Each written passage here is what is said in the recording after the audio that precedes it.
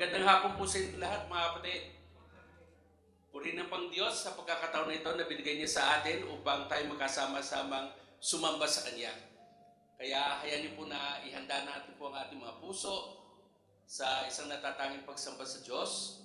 At hayaan niyo po na hindi lahat bang tayo corporately makapagsamba, kundi individually ay tanggapin din ng Pangdiyos ang ating mga personal na pagpupuri, pagsamba sa Kanya. Sabi ng salita ng Diyos, shout for joy to the Lord, all the earth. Worship the Lord with gladness. Come before Him with joyful songs. Know that the Lord is God. It is He who made us, and we are His. We are His people, the sheep of His pasture. Enter His gates with thanksgiving, and His courts with praise. Give thanks to Him, and praise His name. For the Lord is good, and His love endures forever. His faithfulness continues through all generations. Tayo po'y tumayong lahat at tayo po'y manalangin. Aming Ama, O Diyos, nagpapasalamat po kami sa pagtitipon niyo po sa amin sa araw na ito. Maging sa mga kapatiran po namin na patungo pa lang dito ang inyong pag-ingat ang sumakat nila rin kung paano niyo po kami iningatan rin. Lumalapit po kami, Panginoon Diyos, sa may pagpapasalamat. Pagkilala, Panginoon Diyos, ng inyong pag-ibig ay gayon na lamang. Na ang inyong katapatan knows no bounds. Salamat po dahil sa naging recipient kami ng inyong kabutihan sa iba't ibang kapamaraanan sa nakaraang isang linggo. At doon sa mga challenges, sa mga dinaanan namin, salamat po sa mga karanasan po namin na naging victorious kami. At kung meron pa rin kami mga kapatiran na silang kadahindanan ay may dalang kabigatan. Hayaan niyo po pang Diyos na mag-minister kayo sa Kanya at sa kanila sa pamagitan ng inyong Espiritu. Tulutan niyo po pang Diyos na patuloy kami magsilbi sa inyo na at the end of the day, ang higit na ninanais niyo po sa amin over and over sa aming pagsamba sa inyo o pagsilbi sa inyo ay yung pagsamba po namin dahil sa yun ang ninanais niyo po. Kaya we pray that you will fill us with your Spirit, that you will cause us to praise you down deep from our hearts, that matanggap niyo po, Panginoon Diyos, ang pagpupuri, pagpapasalamat po namin sa inyong mga ginagawa sa mga buhay po namin. Kaya hayaan niyo po, Panginoon Diyos, sa mangusap po kayo sa pamagitan ng inyong mga salita, sa pamagitan ng inyong instrumento na gagamitin na magpapahayag ng inyong kalooban. Patubayan niyo po ang lahat ng mga may kinalaman sa pagsambang ito, sa sambahang ito. Lahat na magpa-participate and eventually sa bawat isa sa amin na magpa-participate, hayaan niyo po, Panginoon Diyos, your name be glorified. We pray, Panginoon Diyos, na kami ay linisin niyo rin po sa anumang kasalanan na meron kami. At salamat po, Panginoon Diyos, dahil sa sinasabi niyo po sa inyong salita, na kami po ay Diyos na nagpapatawad. At naranasan po namin yan at patuloy na naranasan po. Kaya hayaan niyo po, Panginoon Diyos, ang inyong pong pangalan ang siyang matanghal. Ito po ang dalangin naman na may pagpapasalamat sa pangalan po ng aming Panginoon Jesus. Amen at amen. Amen. So may His name be glorified. Ang Panginoon ang ating itinataas sa lugar na ito. Kamusta po kayo? Pwede po bang bago po tayo magpasimula, batiin niyo naman po yung mga katabi ninyo, yung mga naaabot ninyo. Hello po, welcome po sa lahat. Kung meron pong first time po namin nakasama ngayong araw na to, welcome po sa Acts Church. This is Acts Church family. Welcome na welcome po kayo. Hello po. Ayan. So, kamusta po ang mga nakaraang linggo? Busy na po ba? Stress na po ba? I'm sure may kanya-kanya po tayong mga pinagdaanan ngayong nakaraang linggo. But the Word of God exhorts us, rejoice in the Lord always. I will say it again, rejoice. Let your gentleness be evident to all. The Lord is near. Do Do not be anxious about anything, but in every situation, by prayer and petition, present your requests to God. And the peace of God, which transcends all understanding, will guard our hearts and our minds in Christ Jesus our Lord. So napakaganda ng exhortation ng Panginoon. Truly sa Kanya, as we rejoice in Him, as we rest in Him and in His Word, meron tayong kagalakan, meron tayong kapayapaan, meron tayong kalakasan. At yan po ang ideklara natin ngayong araw na to as we sing this song to Him. Yes, O God. Praise you, Lord. May galak sa piling mo, Panginoon. We rejoice in you, O God. We welcome you in our presence, Lord.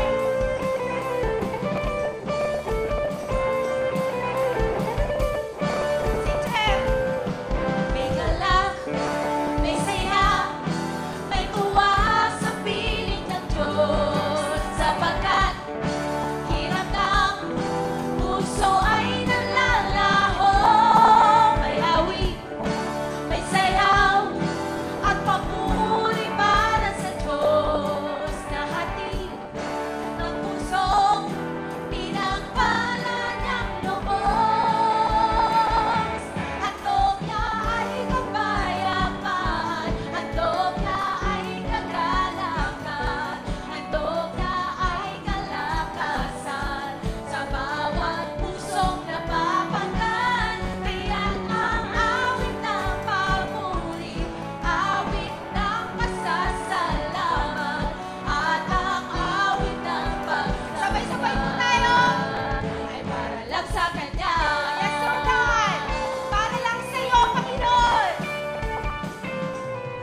May galak, may saya, may tuwa sa piling ng Diyos, sapagkat hirap ng puso ay nalalaho.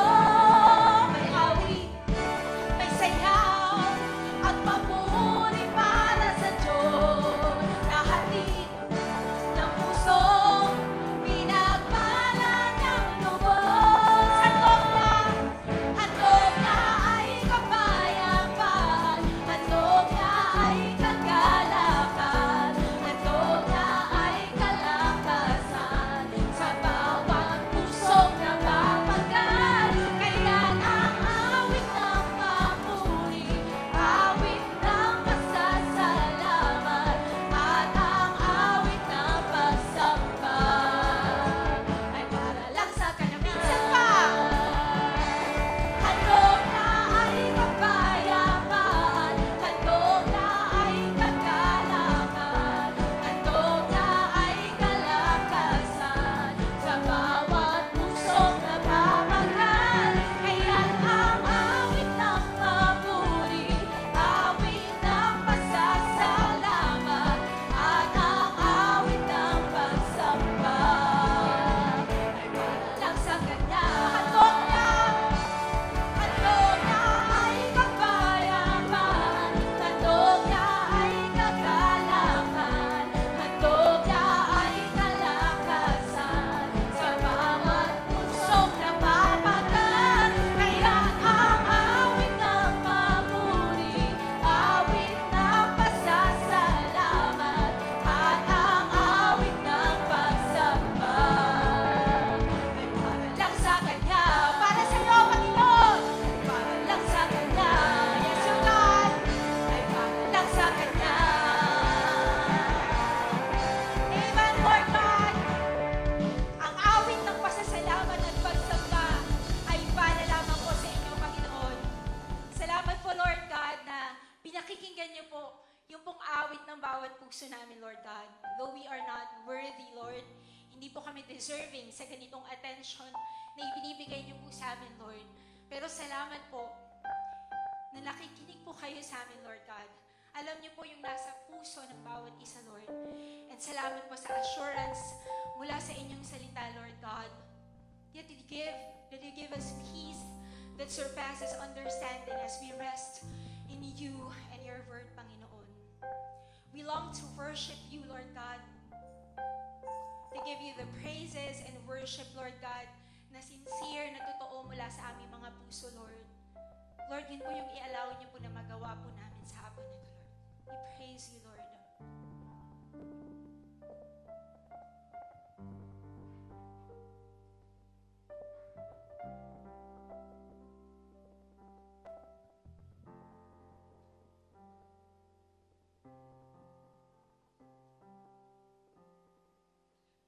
You are the peace that guards my heart, my help in time of need.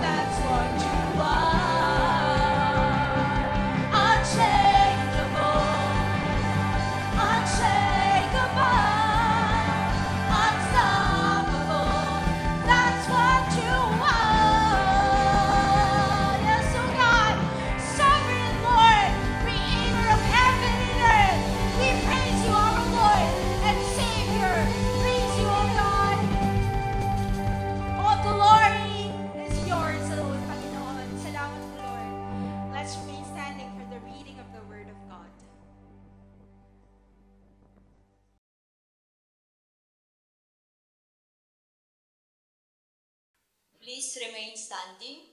Our scripture reading is from the book of Philippians, chapter 4, verses 4 to 9, New International Version. Let us read the verses responsively and all together in verse 9. Verse 4, Rejoice in the Lord always. I will say it again, rejoice. Let your gentleness be evident to all. The Lord is near. Do not be anxious about anything, but in every situation, by prayer and petition, with thanksgiving, present your requests to God. And the peace of God, which transcends all understanding, will guard your hearts and your minds in Christ Jesus.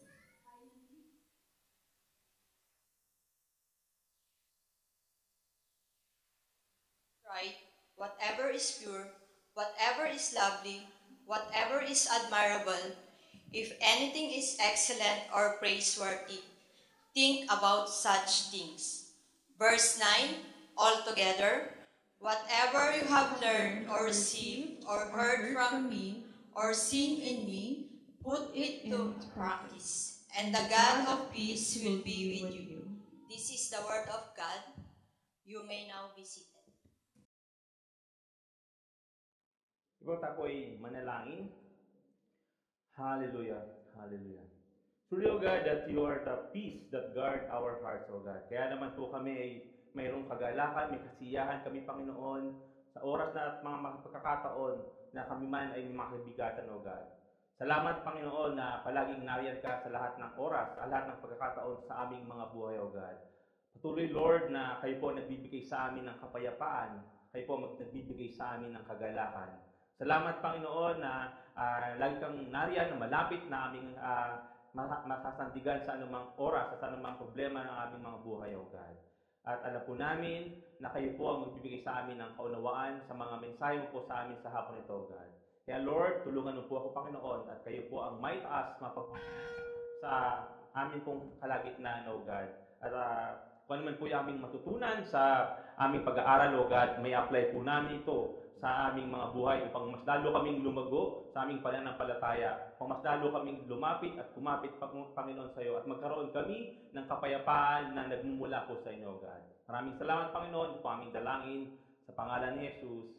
Amen. Amen. Po, muli ay isang magandang hapon po sa ating lahat at nagpapatuloy po tayo sa ating series ngayong January, which is yung alignment po ito sa ginagawa natin sa Pilipinas, yung National Bible Month, at nasa ikatlong linggo na po tayo. At next week din ay magkakaroon na ng National Bible Week sa Pilipinas, and I'm sure sa last Monday of the January, yun yung National Bible Day. At tayo naman po sa susunod na linggo, may marami tayong mga activities na nakahanda, and I'm sure na excited na ang bawat isa sa mga magaganap pa dahil mamaya i-announce yan kung ano yung mga magaganap sa atin sa susunod na 2 pang linggo. At yung unang linggo ay naituro sa atin sa pamamagitan ni Pastor Richard na yung God's Word is a source of hope, na ang ibig sabihin ng hope sa H ay harmony, and then last week naman ay obedience, at ngayong hapon naman ay peace, and then next week po yung empowerment, at i-recap naman yan sa 31st. So ang title po ng ating preaching ngayon ay Peace, Resting in the Word. So yung word na peace, ito ay masasabi natin na yung Bible ay the book of peace, kasi ang word na peace ay almost 400 or more than 400 times na makikita yan sa Bible. Sa King James nga daw ay 429 na occurrence na makikita natin yung word na peace. Kaya talagang masasabi natin na yung Biblia ay ang word of peace. Kaya bear with me po mamaya dahil marami akong verses na sasabihin tungkol sa about peace, pero hindi naman yung 400 na lahat na yun, baka hindi po tayo matapos. At alam natin na sa Hebrews 13:20, God is referred to as the God of peace, at ang ating Panginoong Jesus sa Isaiah 9:6, He was prophesied as the Prince of Peace. At alam ko na tayong lahat, hinahanap din natin yung peace. Diba? Sino po ang mahimbing ang tulog kagabi? Ayan, so siguro yung iba ay hindi nakatulog dahil walang peace. Pero wag po kayo ngayon makahanap ng peace, ha? Wag po kayo ngayon matutulog. So, peace. peace to. Kasi isa sa mga dahilan, wala tayong kapayapaan, no? Kaya masakit ang iyong ngipin, yan, hindi ka makatulog or may dinaramdaman, kaya hindi tayo makatulog, kaya pagod, ganyan. At yung peace nga, marami tayo, lagi nating naririnig na ang gusto ng mga tao ay world peace. Pero imposibleng mangyari ito dahil hindi naman alam natin na ang world, hindi sila na kay Kristo, no? So malabong mangyari ang world peace na hinahanap. And gusto din natin yung inner peace or yung peace of mind, peace of heart, kasi para nga tayo ay makatulog ng maayos. Kailangan meron tayong inner peace, meron tayong peace of mind, tsaka peace of heart. Ayan. So ito yung mga hinahanap natin. And also we have this peace with God, peace with other people, and peace with ourselves. So kung tayo mismo sa ating sarili, wala tayong peace, hindi tayo magkakaroon ng peace with other people, at malamang hindi natin natagpuan yun sa peace na nagmumula sa ating Panginoon. At nung unang panahon daw, hindi naman nung unang panahon ba, o nung dati daw ay isang hari ang gusto niyang magkaroon ng painting sa kanyang mga walls. So tama-tama pala, no, sa next week mag-start na tayo ng art exhibit. So sana makakita rin tayo ng painting din regarding sa peace. Sabi niya, nagpa-contest siya doon sa kaharian niya na magkaroon ng painting na tumutukoy, ang tema ay peace. Ayan, so maraming nag-send ng ng mga entries nila. At sa dami ng mga entries na yun, ay dalawa lang yung napili niya na parang nag-qualify na itong painting na ito talagang nagsisignify ng peace. Yung unang painting ay ganito, parang yung clear, yung crystal clear na lake, tapos napaka-blue ng sky, tapos may, kumbaga yung reflection ng bulubundukin ay nakikita doon sa lake. Talagang very serene, very peaceful, very calm Di ba ganun yung idea natin ng peace? Yan, parang napakatahimik, yan, parang walang kaguluhan, yan, parang talagang napakaganda. Pero meron siyang mas nagustuhan pa na painting. Ito yung painting na ito. Yung kumbaga yung bundok na parang mabato na may mga lagas-las ng tubig, may waterfalls, tapos medyo talagang parang chaos kung titingnan natin. Parang, ang sabi nga ng mga tao, bakit kaya yun yung nakita niya? Kasi ang liwanag na nakikita lang doon ay nagmumula pa doon sa kidlat na pumikidlat doon. So, sabi niya, hindi niyo ba nakikita? Sabi niya, alin po ang aming hindi nakikita? Sabi niya, ito kung titingnan natin itong, nakikita niyo ba? Hindi rin, no? Hindi niyo nakikita kasi isusum natin yan.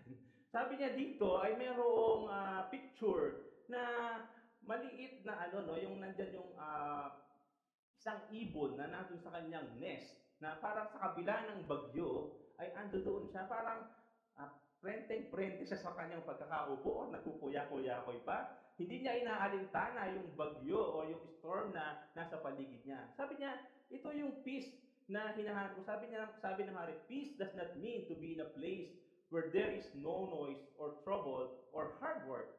Peace means to be in the midst of all those things and still be calm in your heart.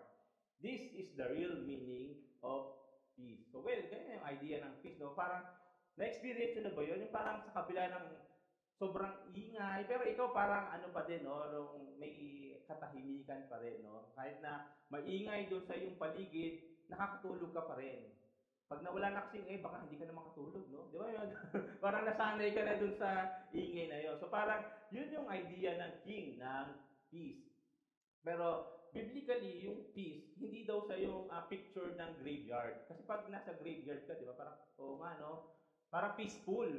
Kasi tahimik. Tapos nakalagay pa doon sa tombstone, RIP. Ano ibig sabihin nun? Rest in peace. So talagang parang tahimik. So parang akala natin, ganun ang idea ng peace. Which is, hindi naman daw ganun. Akala natin kasi yung peace ay walang conflict, walang pag-aaway, walang, kumbaga ganun, no? Kasi, ang akala natin, basta tahimik ang lugar, o kaya ay payapa ka, ganyan, ay yun na yung tunay na kahulugan ng peace. Pero ang peace pala is a picture of a garden na flourishing siya, maganda, at ito yung biblical picture ng peace. Kasi yung makikita natin dito na nandun yung fruitfulness na sa kabila, of course, hindi naman magiging ganyan yung garden na nang ganyan na agad. Maraming nangyari din para maging maganda yung garden na yan. At siguro dumaan din yan ng chaos bago siya naging napakagandang garden. So, yun yung peace. At yung simula pa lang, many yung mga war na almost thousands of war na nangyari sa mundo. So, bakit World War II lang, no? Pero ibig sabihin, thousands of war, pero marami ring peace treaties na nangyari. So, ibig sabihin, may mga nagkakasundo, merong hindi rin nagkakasundo. So, tingnan natin sa ating topic ngayon in relation sa God's Word. Ano ba, bakit ba natin masasabi na yung God's Word, siya yung source of peace? Okay? Sabi sa Psalm 119, verses 165, great peace have those who have loved your law, and nothing can make them stumble. So, sabi ko, great peace daw kapag ating minamahal yung law or yung scripture. Nagkakaroon tayo ng mainam na kapayapaan at walang sino man na may stumble or hindi tayo mahuhulog siguro or talagang magkakaroon tayo ng kapayapaan. So, yung Greek word kasi ng stumble dyan, ang ibig sabihin ay mikshol or yung stumbling block or anything that cause us of falling or failure or yung obstacle or enticement. Pero kapag tayo ay minamahal natin yung God's law or yung Word of God or yung Scripture, magkakaroon tayo ng great peace. So, loving God's law means that we truly believe that He knows best and that even when it is difficult, so kahit na very difficult yung situation natin, ayan, we will do what is necessary to align ourselves with His Word. So, napakasarap, di ba, na sa kabila ng mga difficult situations sa ating buhay, meron tayong tunay na kapayapaan sa ating mga puso.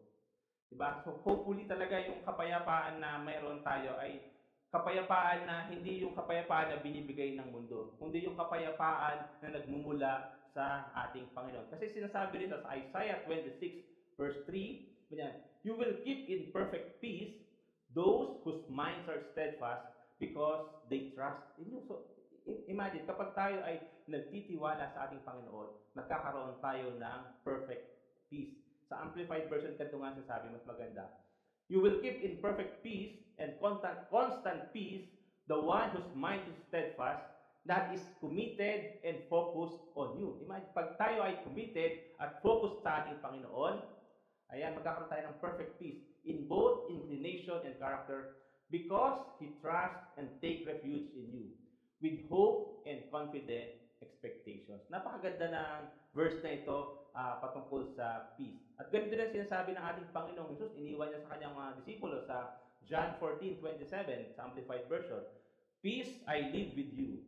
My perfect peace I give to you, not as the world gives not as the world gives do I give to you. Do not let your heart be troubled, nor let it be afraid. So, yan ang promise ng ating Panginoon. Huwag niyong hayaan na mabagabag ang inyong mga puso at mga isipan kasi ibibigay ko ang tunay na kapayapaan sa inyo. Let my perfect peace come you in every circumstance and give you courage and strength for every challenge. Ang sarap, no? Na magkakaroon tayo ng tunay na kapayapaan na nagmumula sa ating Panginoon. Kapag tayo ay nagtiwala sa Kanya, binigay natin sa Kanya yung mga kabigatan. Yung sa prayer nga ni Freddy kanina, yung mga kabigatan natin, no? Minsan yan yung tatanggal sa atin ng kapayapaan, no? And hopefully, prayerfully, paglabas natin sa ating bulwagan na ito, ang dala na natin mamaya paglabas ay kapayapaan. Hindi na natin muli dala-dala or bit-bit pa yung kung ano man yung mga dinala natin, mga mabagabag sa ating isipan nung pumunta tayo dito. So again, what is peace? So anong ibig sabihin ng peace? Ang Hebrew word ay shalom. So familiar tayo dun sa shalom, no? At it's a providence ng Lord na ito ay pangalawang beses kong ipinreach. Kung natatatan yung Jehovah Shalom, yun din ang pinis ko yung sa names of God. So parang review pala. Pero mas magpo-focus tayo dito dun sa peace talaga. Hindi yung sa God as Jehovah Shalom. Okay? So Hebrew is Shalom at ang Greek word naman is Irene, or bahala kayo, Irene, ganyan. So yun ang ibig sabihin ng Greek word. At ang opposite naman ng peace ay of course yung worry, anxiety, or worry. Kaya nga, di ba, meron kang mga worries, kabigatan, kasi wala kang peace. Or yung being anxious, na ang Greek word ay merinao. Yeah. So, peace is a condition of freedom from disturbance, whether outwardly, as a nation, from war or enemies, or inwardly, as in the current context within the soul. So, parang ito yung definition of peace. Parang it is a freedom from disturbance.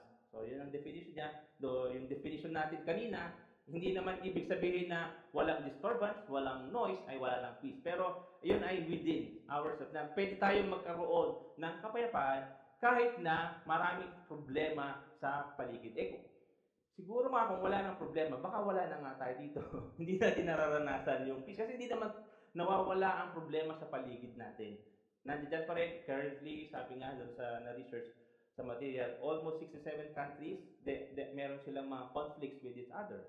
So, maaari din may mga conflicts sa mga magkaibigan, may mga conflicts sa companies, may mga conflicts din sa within, kahit nga sa loob ng church, meron din conflict. So, pero hindi ibig sabihin, walang peace sa loob ng church. So, ganun ang peace. Also, yung peace, yung Greek word na shalom, it's a verb meaning to be safe. Yan. To be sound, healthy, unscathed, to be at peace, to be finished or completed. So it's actually yung mas magandang meaning or definition of peace ay yung wholeness or yung completeness. Ayan. Unendured in mind or body signifies a sense of well-being and harmony both within and without, health, wholeness, happiness, quietness of soul, preservation, prosperity, tranquility, security, safety, and includes all that makes life worthwhile. So, ito pala yung definition ng peace. Kumbaga, kabuuan, may unity, may harmony. Sabihin, mayroong kapayapaan. So, napakaganda ng peace, and hopefully ito'y lagi nating natatagpuan mula sa ating Panginoon. Kumbaga, kung tayo ay may mga worries or may mga anxieties tayo na dinadala, pansamantala lang 'yon, at hopefully matagpuan natin yung antidote ng mga worries, kundi yung peace na nagmumula sa ating Panginoon. There are peace principles na sabi ko sa inyo, maraming mga verses about peace. So ito, 10 lang itong ibibigay ko sa inyo na principles about peace. Una, peace must be pursued. So dapat pala pinupursu natin yung peace. Sabi sa Psalm 34:14, turn from evil and do good. Seek peace and pursue it. So it's a command. Kinuman na dapat pinupursu natin yung peace. Huwag tayong palaaway. Sibang palaaway dito? Ay, wala naman. Buti naman. So yung iba kasi talagang ang hanap ay away, hindi kapayapaan. Parang hahanap siya ng gulo. Ayan. Sa Romans 14:19, sabi niya, let us therefore make every effort to do what leads to peace and to mutual edification. So may effort kailangan. Hindi yung wala ka lang gagawin. So talagang dapat pinupursu natin yung peace. Ephesians 4:3, make every effort to keep the unity of the Spirit through the bond of peace. So 1 Thessalonians 5:13, live in peace with one another. Ayan. So napakagandang mga verses to. So dapat pinupursu natin yung peace. Number 2, being a peacemaker can be lonely. Kaya pala hindi nagiging peacemaker kasi lonely pala yun. Sa Psalm 120, verses 6 to 7, too long have I lived among those who hate peace. I am a man of peace, but when I speak, they are for war. Kaya pala kasi minsan yung ibang tao talaga siguro ayaw nila ng kapayapaan. So, ang gusto nila, away lang. Number 3, peace must be prayed for. So, dapat pala pinapanalangin din natin yung peace. Pwede po humingi ng tubig. Psalm 122 verses 6 to 8, sabi ito ay, pray for the peace of Jerusalem. May those who love you be secure. May there be peace within your walls and security within your citadels. For the sake of my brothers and friends, I will say, peace be within you. So dapat ating ipinapanalangin yung peace. Kasi kung hindi, yun nga sa pamamagitan ng panalangin, magkakaroon tayo ng kapayapaan. Number 4, the promoter of peace, yan. Yung mga nagpo-promote ng peace, nahahanap nila yung kagalakan. Sa Proverbs 12:20, there is a deceit in the hearts of those who plot evil, but joy for those who promote peace. Totoo naman na meron ka tayong kasiyahan, may kagalakan, kasi wala tayong kaaway, wala tayong mga kagalit. Dahil ang hinahanap natin ay ang tunay na kaligayahan. So, number 5, pleasing God is a prerequisite for peace. So, requirement pala sa peace, yung na-please natin yung ating Panginoon. Sa Proverbs 16:7, sabi, when a man's way are pleasing to the Lord, He makes even his enemies live at peace with Him. So, talagang isa sa requirement para magkaroon tayo ng kapayapaan, i-please natin ang ating Panginoon. Okay? So, importante yun. Number 6, Jesus gives peace unlike any others. Kagaya ng binanggit ko na kanina sa John 14:27. Peace I live with you, my peace I give you. I do not give to you as the world gives. So, ang ating Panginoong Diyos ay din yung source ng peace. Number 7, we must do everything possible to live at peace. Romans 12:18. If it is possible, as far as it depends on you, live at peace with everyone. Possible ba yun? As far as it depends on you. So, nakadepende din sa inyo. Pero possible yun. Basta i-entrust lang natin sa ating Panginoon, yung ating puso, yung ating isipan, bibigyan niya tayo ng peace na hindi natin maunawaan. Kagaya ng ating verses na binasa kanina, i-explain natin na mamaya. Number 8, righteousness is rewarded to peacemakers. So, James 3:18, peacemakers who sow in peace raise a harvest of righteousness. So, ang na-harvest natin, ang nire-reap natin ay righteousness kapag tayo naghasik ng kapayapaan. Number 9, peace is directive from the God of peace. Sa 1 Corinthians 7:15, God has called us to live in peace. So, talagang command sa atin ng Panginoon na tayo ay mamuhay ng may kapayapaan. Sa Colossians 3:15, last month na series din natin, let the peace of Christ rule in your hearts. Since as members of one body, you were called to peace. So we are called to peace. Kaya, ano pa ba? Siguro naman by this time, ano na tayo, punong-puno na tayo ng kapayapaan sa ating mga sarili. And lastly, Jesus is the model for peace. Sa Ephesians 2:14-17 sabi, "For He Himself is our peace, who has made the two one and has destroyed the barrier, the dividing wall of hostility. His purpose was to create in Himself one new man out of the two, thus making peace. He came and preached peace to you who were far away and peace to those who were near." So, Jesus is the model for peace. So, talaga siya din yung model. Siya yung model, siya din yung source. At talagang sa Kanya tayo makakasumpong at makakahanap ng tunay na kapayapaan. Pero paano ba nawala yung peace natin sa ating Panginoon? Sa Romans 5:12 ito, "Through one man, sin entered into the world, and death through sin, and so death spread to all men because all sin." Dahil sa kasalanan, ayan, so ang ganda nung ating nung ating tawag doon, acronym ng hope. Before sin, merong harmony ang man and God. Because of disobedience, ayan, nawala yung harmony, nawala yung peace. Ayan, salamat dahil binigay ng ating Panginoong Diyos ang kanyang bugtong na anak para makipag-make peace sa atin at nagkaroon tayo ng kapayapaan and the Holy Spirit na nag-i-empower sa atin, yung E. So, pasok na pasok yung hope dun sa ating tema ngayon. Sin brought spiritual death and later physical death to the ultimate disturbance of our peace, oneness and harmony between God and man. So, unconfessed sin always results in disturbed peace. So, how can we have peace? Make sure that we are at peace with God. So, dapat meron tayong relationship sa ating Panginoon. Di ba meron tayong nababasa? No God, no peace. No God, no peace. So, kapag kaya kanina sabi ko, impossible yung world peace. Kasi hindi naman yung mundo ay mayroong relationship sa ating Panginoon. If you have not yet put your faith in Christ, so hopefully lahat naman tayo ay meron ng personal na relationship sa ating Panginoong Jesus. Dahil ibig sabihin nun, nakamta natin yung kapayapaan. Sinurrender natin ang ating buhay sa Kanya. It's time to have peace conference with the Prince of Peace, with Jesus Christ. There is no way to have peace, to have the peace of God, until you know the God of peace. Hanggat hindi natin nakikilala ang Panginoon o ang Diyos na nagbibigay ng kapayapaan, hindi tayo magkakaroon ng tunay na kapayapaan sa ating mga buhay. Parang puro na lang chaos, puro disturbance na. So, importante yun.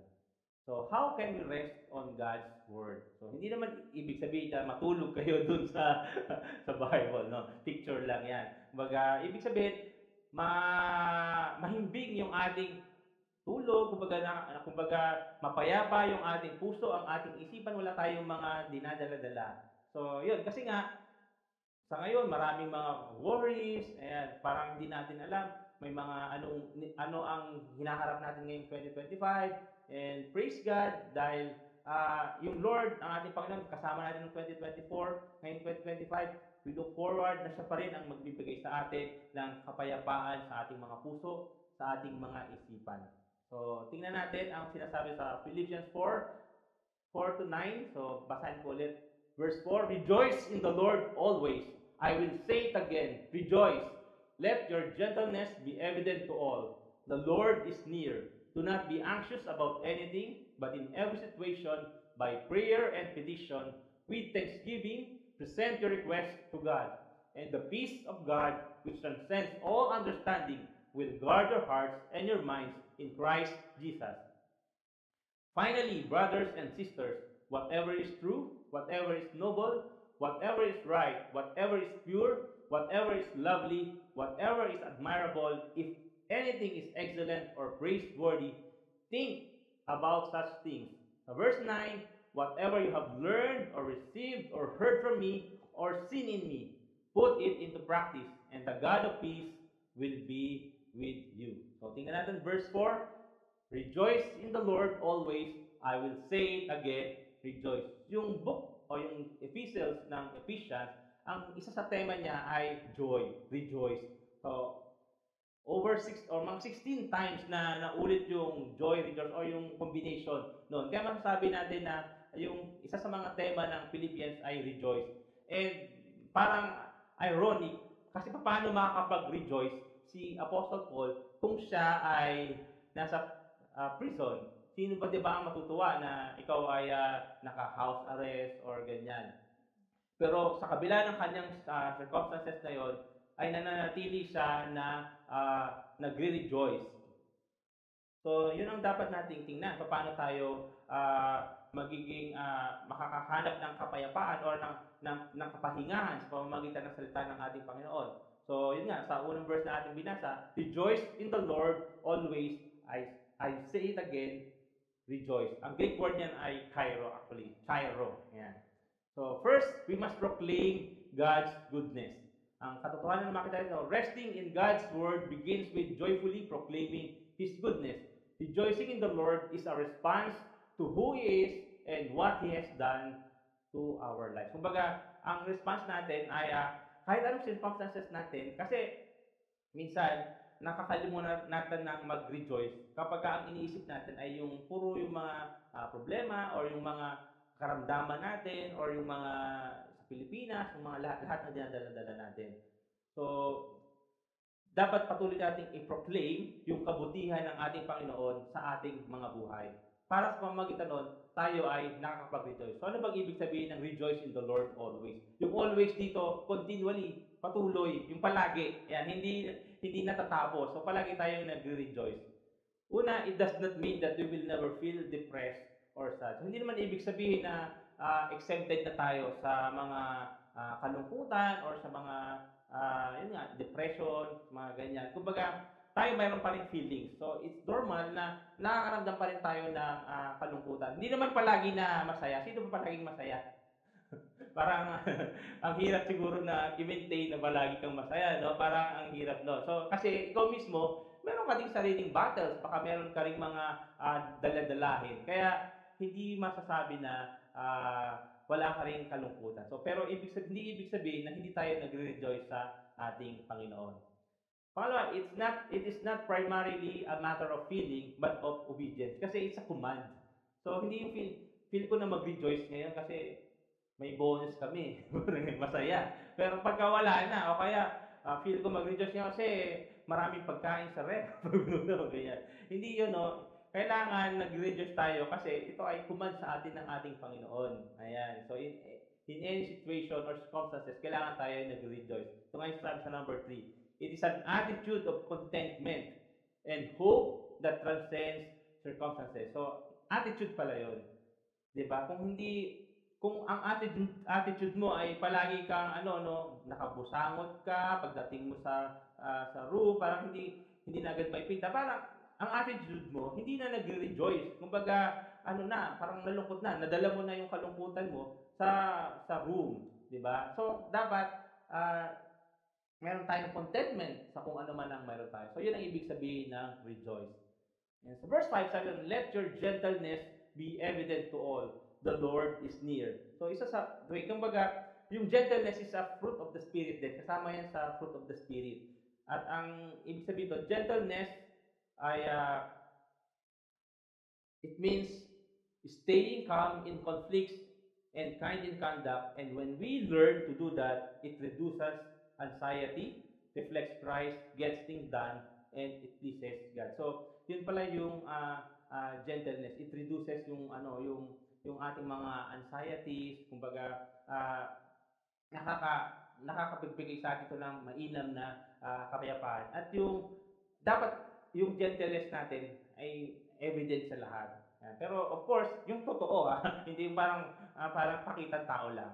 And of course, sabi dito, the Lord is near. Dalawa yung ibig sabihin yan. Ibig sabihin, the Lord is near, parang malapit na dumating. Or the Lord is near, na ang Lord is malapit talaga sa atin. Kumbaga, pwede tayo na lumapit sa Kanya in any situation sa ating mga buhay. Ganun naman talaga ang ating Panginoon. Lagi natin naramdaman yung Kanyang presensya.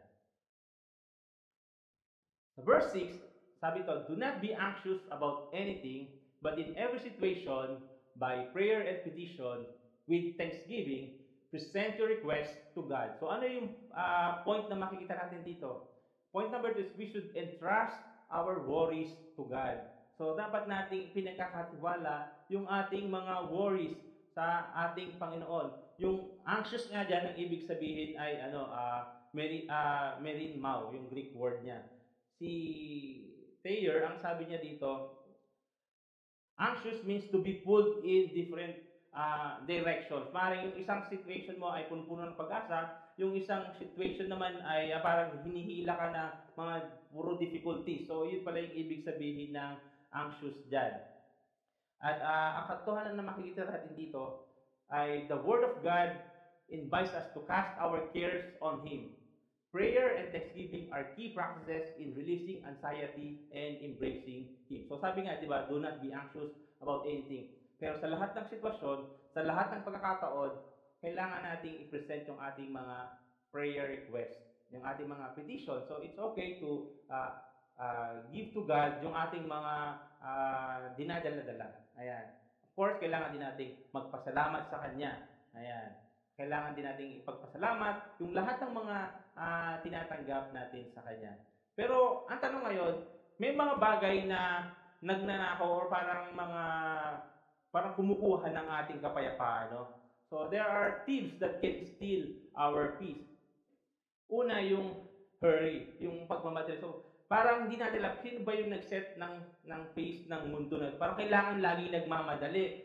Sa susunod, yung dati ang Samsung S24, ngayon siguro S25, tapos S26 na. Sa susunod, tayo nasa S20, gatas ba yun? Parang tayo, nabili pa lang natin, S22. Parang, di ba? Ang bilis ng tapos pag hindi ka nakasabay, parang wala kang kapayapaan, lalo na kung gusto mo na lagi kang nakakasabay sa trend. Di ba? So, nakakawala ng, ng kapayapaan sa atin. Parang ang bilis talaga ng takbo ng mundo. Ayan. So, ang pangalawa, worry. Ayan. So, yung worry, ano ba yung mga worry? Ito yung mga anything na mga sa isipan natin na nagbibigay sa atin ng kalungkutan or yung mga dinadamdam natin. Yan. Dati, nung panahon natin, no, parang hindi pa masyado, panahon talaga, no? Nung nag-aaral tayo, no? Parang hindi pa masyadong common yung worry, yung mga depression, yung mga mental health. Parang sabi ko, parang ngayon, talaga pala, issue pala talaga yon. So, hindi natin dapat binabaliwala yung mga gano'n. Kasi, totoo yun. Yung, Battery Richard, sorry, may example ko lang. Kasi nung nag-aaral tayo, no, parang yung sa mga, kinakaya natin yung, yung mga drawings o mga ganyan. Pero, narinig ko sa kanya, yung si Sachi pala, hirap siya talaga umiiyak. So, ibig sabihin, meron siyang, worries or yung mga kabigatan din siya. It's normal, it's natural. Pero at least, naisasabi niya. Ayan. So, di ba ganun tayo? Minsan may mga dinadala tayong mga ganyan. So, ito kasi nagnanakaw ng kapayapaan sa atin. So, wag nating baliwalain yon kasi nagiging reason para kunin or kitilin ng sarili niya yung kanyang buhay. Kaya dapat maging tayo, sensitive sa ating mga kapwa, sa ating mga neighbors. Pangatlo is yung noise. Of course, no, kapag yung maingay, parang ang world kasi very noisy, no? Talagang 24 hours gising. Parang tulog ka na, gising pa rin sila. So, nakakatanggal talaga ng worry itong noise. Ng peace itong ingay. And then yung busyness, ang dami, punong-puno yung schedule mo, parang meron kang activity dito, activity doon, overactivity. So talagang mawawalan ka ng kapayapaan. And then comparison, kinukompare mo yung sarili mo sa iba, parang bakit siya, layo milya-milya na yung usad niya, ikaw parang nandito ka pa rin. Parang, kasi comparison is a thief of joy. So totoo yan. Pag kinumpare mo yung sarili, parang ako yun, no? Parang kapag kinumpare mo yung sarili mo sa iba, talagang mawawalan ka ng peace. Ayan. Kaya wag niyong i-compare. Hayaan mo siya kasi iba yung takbo ng buhay niya, iba yung pace niya. Baka mabilis siya, ikaw mabagal. Pero parehas kayong darating doon. Entitlement, yung feeling mo, deserve mo lahat. Pag hindi mo nakuha, wala ka ng peace. Next, yung lies, yung mga kasinungalingan, totoo naman. Yung pride, ma-pride tayo. Ayan. So isa yan sa mga nagnanakaw din ng ating kapayapaan. Yung control, gusto mo ikaw yung may control ng lahat. Ayan. So pag wala ka ng control, wala na. Parang bagsak na yung mundo mo. Bitterness, unforgiveness, isa yan sa mga signs. So yun yung mga bagay na nagnanakaw ng peace. So ano naman yung mga Bible verses to combat or to battle yung mga peace tips na ito? So kung meron kang hurry, sabi sa Proverbs 21:5, the plans of hard-working person lead to prosperity, but everyone who is always in a hurry ends up in poverty. So yung mamadali pala, instead na yumaman ay poverty. Yung worry sa 1 Peter 3:5, casting all your cares, all your anxieties, all your worries, and all your concerns once and for all on Him. For He cares about you with deepest affection and watches over you very carefully. So we should bigay natin yung ating mga worries, ang ating mga anxieties sa ating Panginoon. Guys, ganito yung ginagawa ng ating Panginoong Jesus. Sabi niya sa Matthew 14:23, after He had dismissed them, He went up on a mountainside by Himself to pray. Later that night, He was there alone. So okay din yung meron tayong alone time.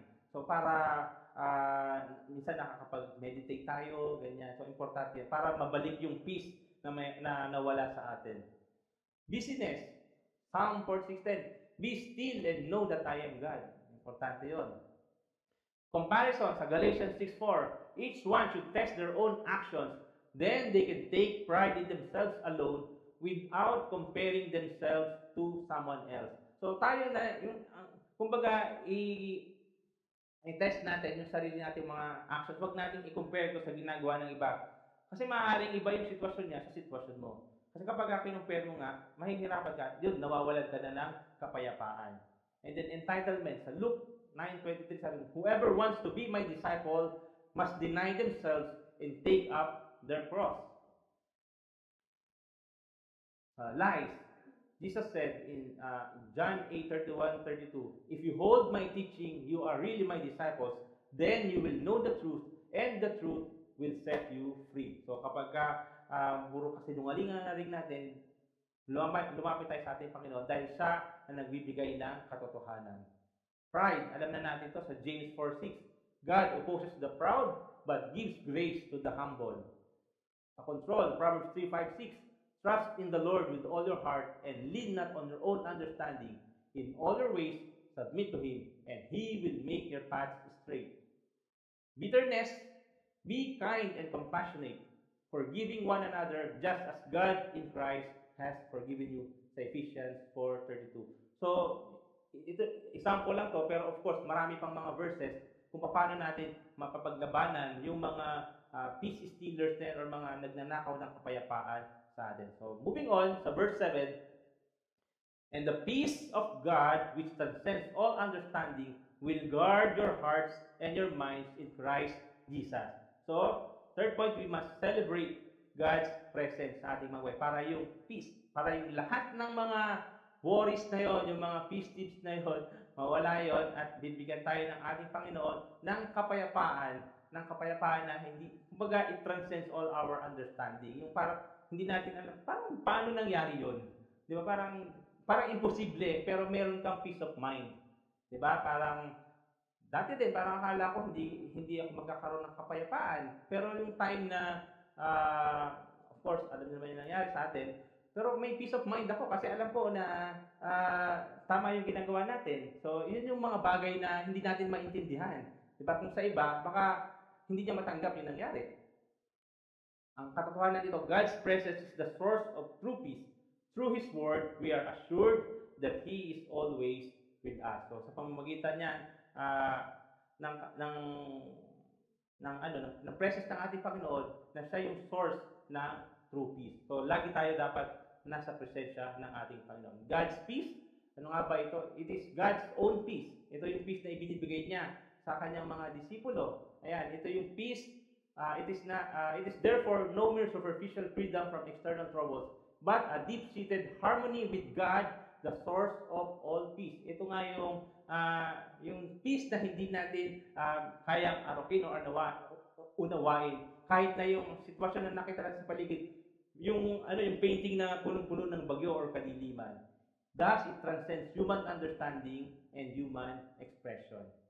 So, what prevents our possessing it? Of course, yung mga ating anxieties, yung mga worries, magaya na binanggit ko kanina. And how to obtain it?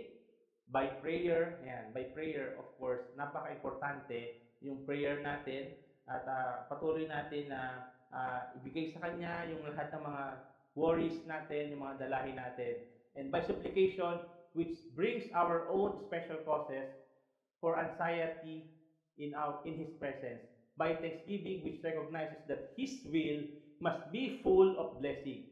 Of course, di ba parang kung ang ating prayer ay aligned sa Kanyang kalooban, hindi yung sa kalooban natin, mayroon tayong peace sa ating buhay. Kaya pag hindi natin na-receive kung ano yung i-expect natin, kasi baka hindi yun nga yung perfect will ng Panginoon, magkakaroon tayo ng kapayapaan sa ating sarili kapag hindi man yung ninanais natin ang natanggap natin na panalangin.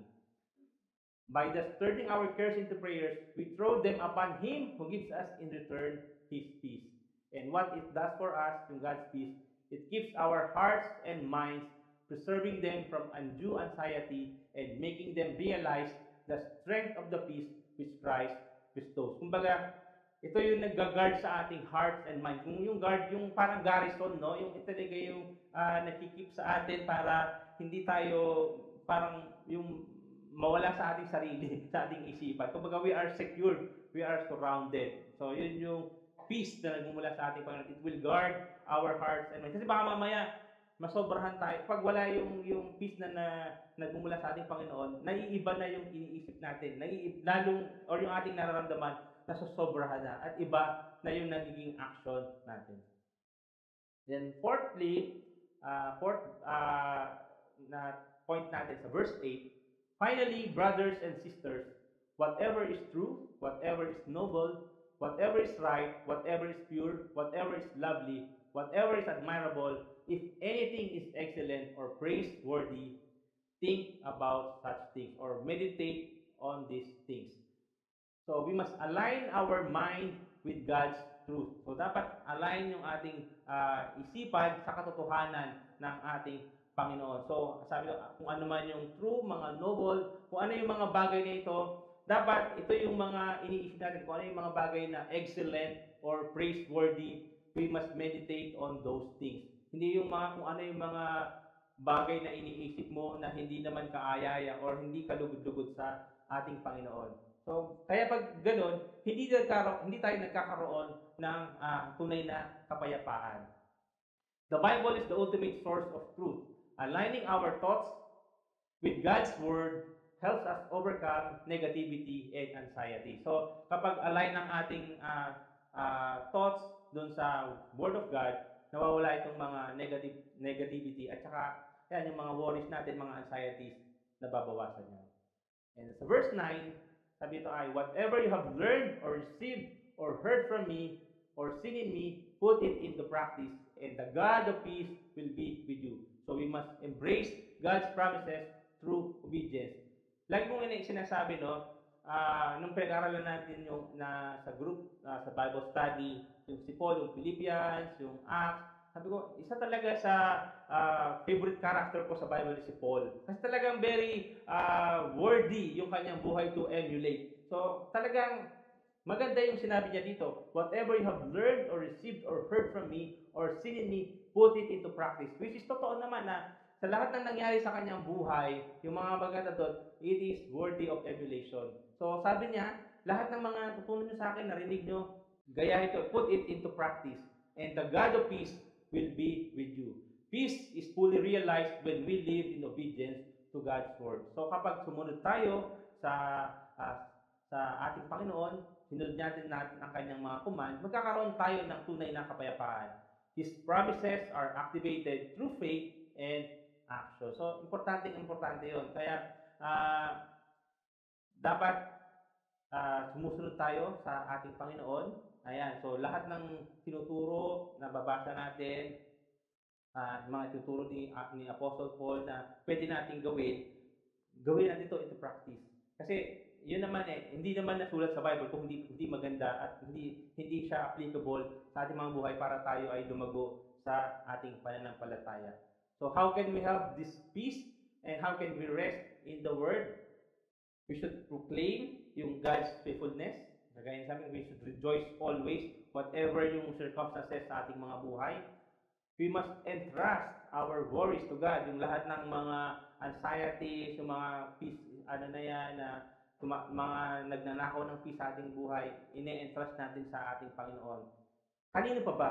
Yung tao, limited lang yung pwedeng maitulong. Pero ang ating Panginoon, unlimited siya. Kaya niyang ibigay, kaya niyang tanggalin yung mga worries na mayroon sa atin. We must align our mind with God's truth. So, always na, very fitting sa ating topic ngayon, yung sa ating month na ating pinag-aaralan, yung Word, God's Word. So, we must align our minds with God's truth. And then we must celebrate God's presence and then embrace God's promises through obedience. So, dapat lagi tayo na ini-embrace natin yung mga promises ng ating Panginoon.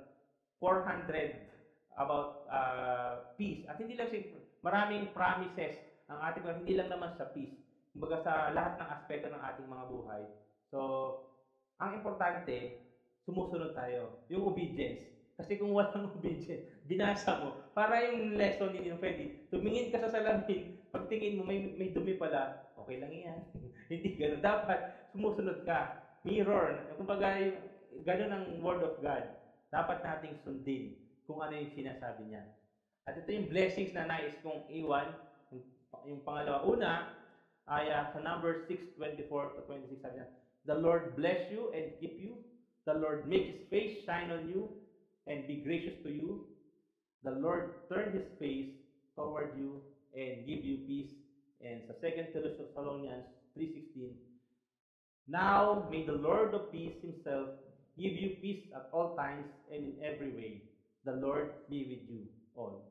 In conclusion, as we reflect on this message, let us remember that peace is not merely the absence of conflict, but the presence of God's steadfast love and presence in our lives. So, lagi natin tandaan na ang peace, hindi naman ito yung absence of conflict. Hindi yung absence ng mga circumstances, mga difficult circumstances sa ating mga buhay.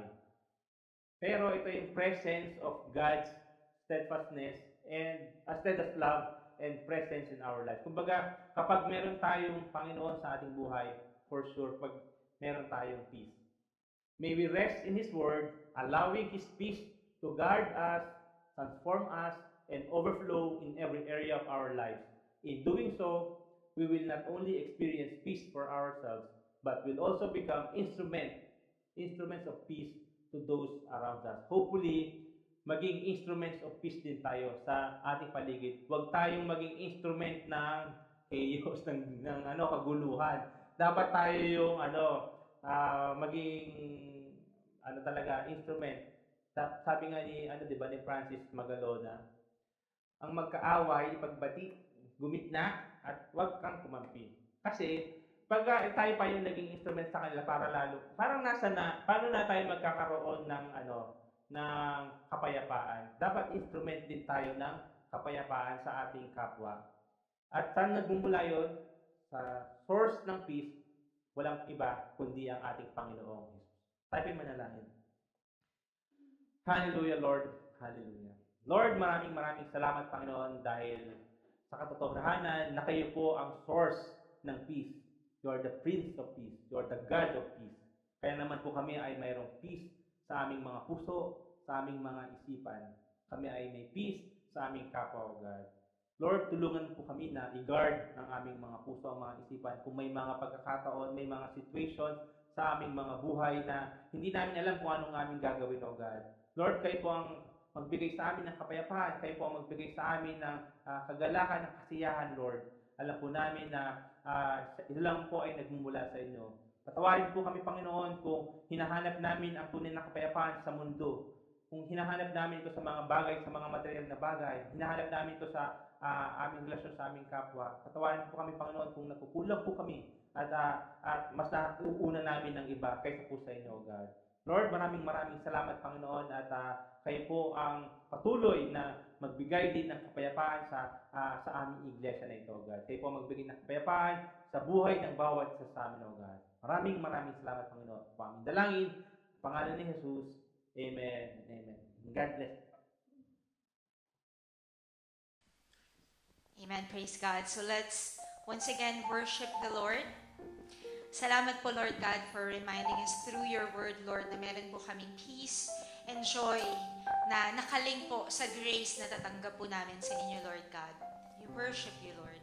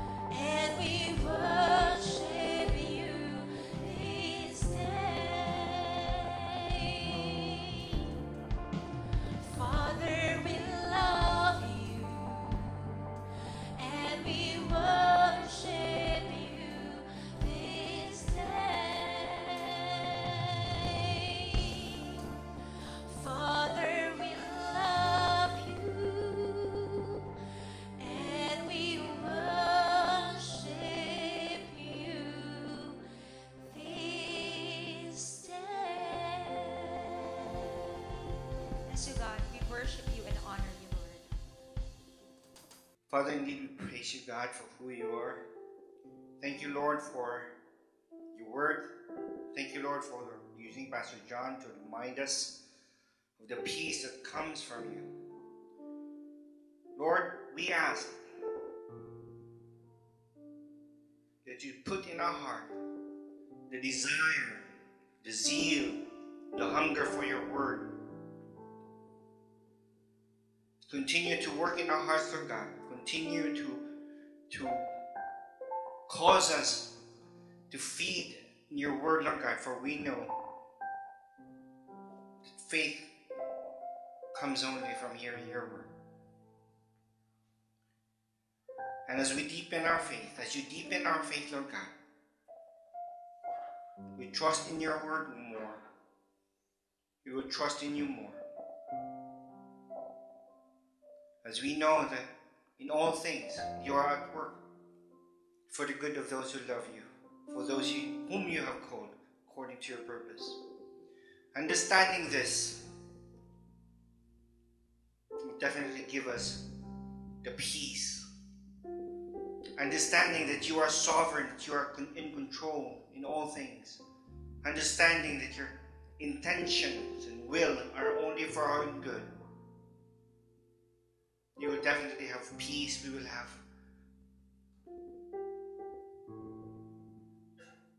this peace, the peace that comes from you, that indeed surpasses understanding. And we pray, O Lord, that as we have peace with you, and as we receive the peace that comes from you, we may be instruments of peace as well for others to be at peace with you. Lord, continue to use us, continue to use your word to empower each and every one of us, to empower Acts Church corporately, and may we be effective tools to spread your peace. So, Father in heaven, thank you for today. Thank you for your word. Thank you for your reminder.